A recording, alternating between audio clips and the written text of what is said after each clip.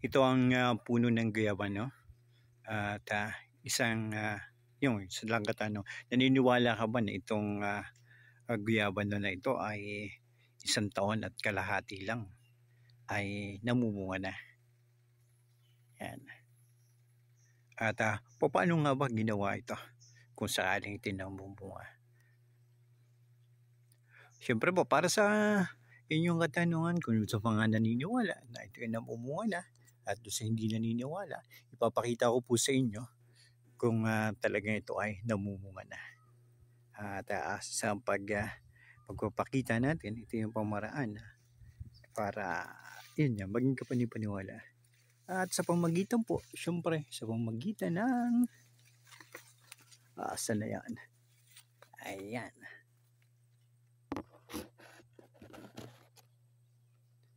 Ayan yung isang bulaklak.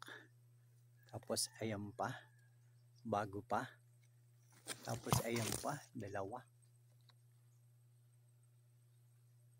Tapos ayan pa. Na bulaklak. Tapos ayun pa. Na bulaklak. Yan. Ayan pa. Tapos ito pa.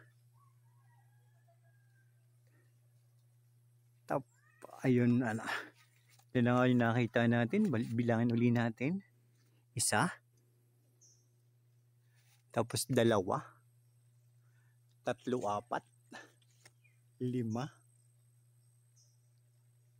6.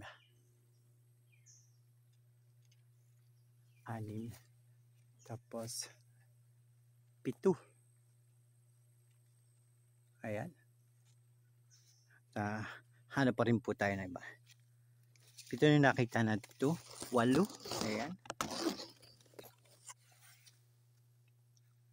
8 na posibleng maging bunga niya na sunod-sunod.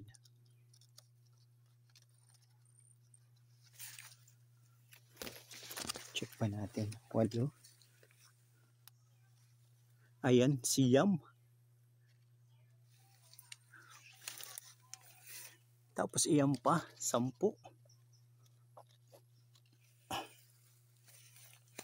Yan po yung posible na yan, maibunga. Wala pa itong 1.5 year. Dahil ito tinanim ko 2024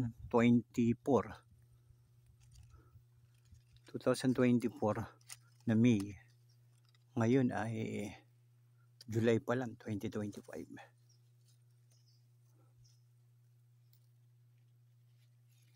Ito pa. Ito po yung mga possible na maging bunga niya. Tapos ayun pa.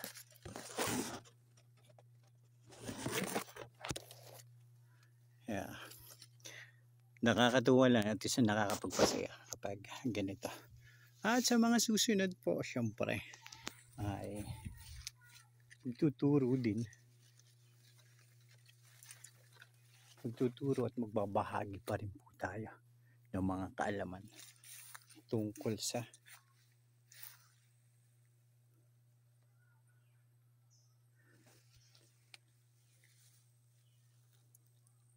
at sa mga susunod po ituturo namin to kung paano nga ba ang magkaroon ng ganito. Isang guyabano na almost 1.5 year pa lang, wala pang 1.5 year ay talagang mamumunga na. Kaya sa mga susunod, antabayanan pa rin po.